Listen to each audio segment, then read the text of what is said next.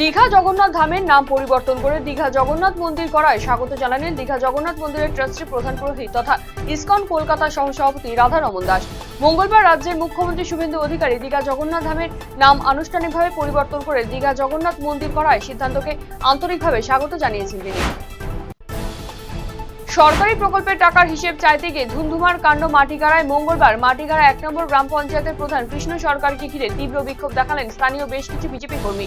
অভিযোগ, বিক্ষোভ চলাকালীন পঞ্চায়েত প্রধানের টেবিলেই তাকে লক্ষ্য করে ডিম ছোড়া হয়, আর এই ঘটনাকে কেন্দ্র করে ব্যাপক চাঞ্চল্য ছড়ায় পঞ্চায়েত কার্যালয়ে।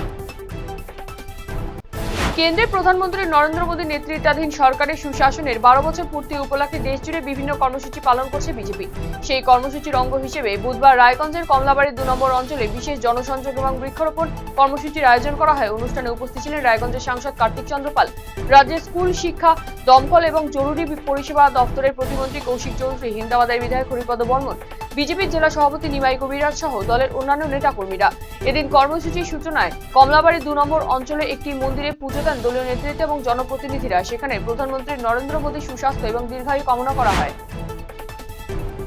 কেন্দ্রের বিজেপি সরকারের 12 বছর পূর্তি উপলক্ষে কালিয়াগঞ্জে বিভিন্ন কর্মসূচি পালন করল বিজেপি।